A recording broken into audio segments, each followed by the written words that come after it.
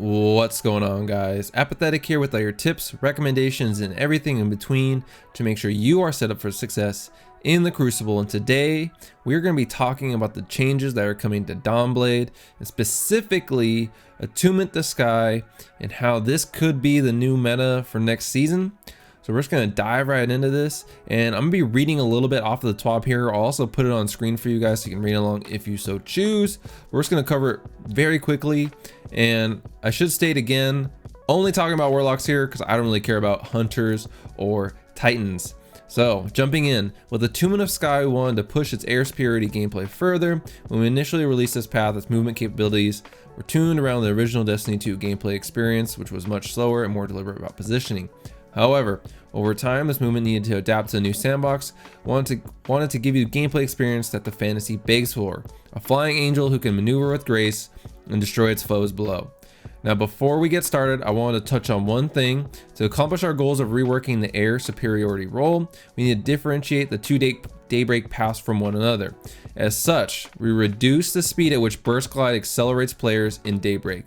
We know this is a controversial change, but we wanted to reserve the air superiority gameplay with Attunement of Sky, and the Burst Glide speed was blurring the lines between both Daybreak paths. And then they go on to explain that Icarus Dashes while in Daybreak have increased speed and thrust to recapture the Burst Glide gameplay for those running the air superiority path. We hope that while this change is different, you still feel as fast as before, but with maybe a bit more expression behind that speed. So this is kind of interesting. And when I first read this, immediately my first thought was, oh my god, it sounds like they've nerfed Daybreak, they've nerfed specifically bottom tree Dawnblade again. Now it's not gonna be fast, it just has kind of the duration of the super is now the main feature of that class, which is kind of a bummer. But the other side of this that I do like is that now when you choose top tree, it just makes it a little bit more attractive, because now maybe you don't have the tracking, maybe you don't have the longer super duration, but now you can choose that top tree path if you want a super where you can maneuver around the map very quickly. Because that's really my takeaway from this. They're saying when you Icarus Dash in your super, you will feel as fast as you were before. So which is, if we're counting how fast Daybreak you are in Daybreak right now, it's very fast. So the fact that now with top tree, after this change comes in, you will feel that fast again. Of course, I think people are going to lean towards that, because when you're in Daybreak, you're going to want to feel that fast. You're going to be used to maneuvering around the map that fast. But the thing I like as well is that now there's this intentionality. I am going fast, not just because I'm just skating, but because I'm using a feature of this specific subclass that I know is making me go faster, thus allowing me to really choose how I want to play the game and engage with my super. Next we have Celestial Fire, which is the new melee ability. Send a spiral of 3 explosive solar projectiles. And so this, guys, I like this. I like this a lot. Previously, before, we had Swift Strike, and that just gave you enhanced movement speed and reload speed, which was cool. But this, I love that this sounds like an increase in lethality. And what I will be interested to see is how they implement this. Is it going to be like the Hunter's 3 throwing knives? And how much damage is it going to do? So that'll be really interesting. And you can definitely expect a breakdown from me on that. Or, I mean, I don't think it'll be this, but I could imagine it also be, it sounds like it could be something like handheld supernova, which I know would just piss off everyone.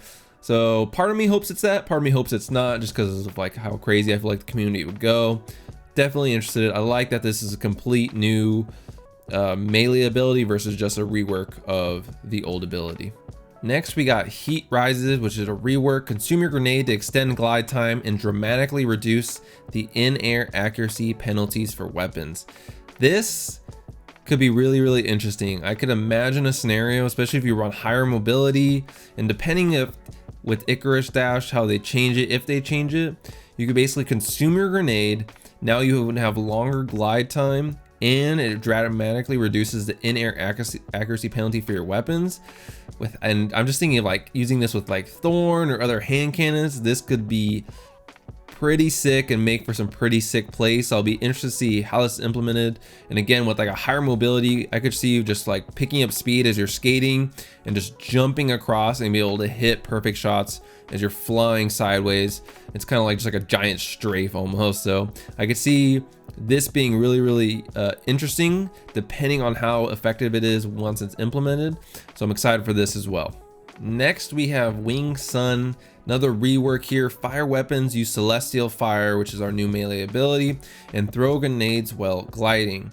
Airborne final blows grant melee energy and extend the duration of heat rises, which again is when we consume our grenade to extend our glide time and reduce our in-air accuracy. And this I like as well because I like the synergy. I like that this pairs with heat rises.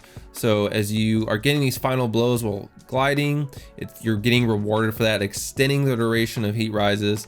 I think that's very good. I think that promotes that airborne playstyle they're looking for, because now you're incentivized to do it. I know if I get more kills while using Wing Sun, and I also just popped heat rises, now that duration is going to continue. So now I'm gonna try to pop heat rises, get some airborne kills so I can try to keep that duration going and keep that penalty to in-air accuracy reduced. Totally into this. Normally I'm not someone who likes to fight people in the air, but has a lot to do with the in-air accuracy and the penalty received from that. Next, we got another rework, and we got Icarus Dash, and this has always been the big feature of this particular subclass in specific tree for solar on Warlock. So we got Icarus Dash, tap crouch twice to dodge in midair. Dodging in Daybreak accelerates players farther and costs less super energy while under the effects of heat rises. So again, more of that synergy we were talking about. So we could consume that grenade, and that's going to allow us to cost less super energy. So it's going to be really important to like plan when you're going to pop your super by consuming that grenade intentionally to make sure that now when you're dodging, you're going to use less super, you can get across the map quicker. So it's a little bit of a sacrifice, but again, creating that intentionality I talked about previously. I have to actively think about how I want to engage with this super. I want to make sure I have heat rises popped and activated before I use pop my super, so that way I can dodge a lot more without reducing my super quite as much. And from doing some additional research, guys, I found that Icarus Dash can now be activated twice. Found this via a post from Cosmo on Reddit. I'll make sure I throw that up on the screen for you guys. But another nice addition. Having Icarus Dash once is pretty cool, but having it twice is pretty awesome, and it's going to allow a lot more mobility for this particular subclass. And it kind of reminds me of original Shade Step back in D1. We could shade twice, so I think this may allow us to become very nimble and very hard to track. So it's going to be really interesting to see how this is implemented, but also if when you're using Icarus Dash, if you maintain your momentum now with these changes. Because the only problem I have with Icarus Dash right now is if you're skating super fast and then you Icarus Dash, you lose that momentum. So it'll be nice if you're able to keep it. We'll see, nothing really mentioned with that right now, but having two is definitely a game changer. They have an added note here. Due to the nature of these reworks, Wings of Sacred Dawn received a buff where it gains 15% damage resistance while Tome of Dawn is active. And basically what this is when you're in the air floating and you're aiming your enemies, it kind of holds you in air. The fact that you get a 15% buff to damage resistance, it's pretty nice. And again, it could make that exotic the go-to if you're running the subclass, since you're going to be in the air a lot, and it's going to just again promote that in-air playstyle, promote going for those final blows, not just taking little pot shots as you jump, but going for final blows while you're in the air. And having this particular exotic buffed further again encourages this play style. So I really like that. I like that there's a lot of different things that are incentivizing you to play in the air, get kills in the air, so which I think is exciting. So if you guys couldn't tell, I am pretty stoked for this subclass change. I think we're going to be able to be a lot more elusive with having the double Icarus Dash. Again, here's the hoping that we maintain our momentum when we do use it. I like that this subclass now has a lot more synergy.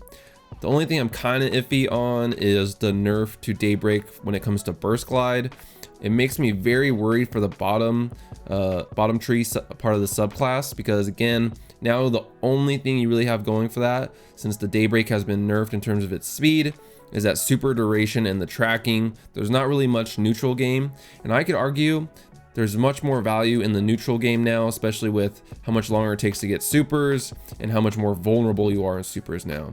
But again, super excited, looking for these changes. Let me know in the comments what you guys think of these changes, what your concerns are, what you're excited about. Thank you so much for watching. Make sure you like, share, and subscribe if you enjoyed, and I'll catch you guys in the next one.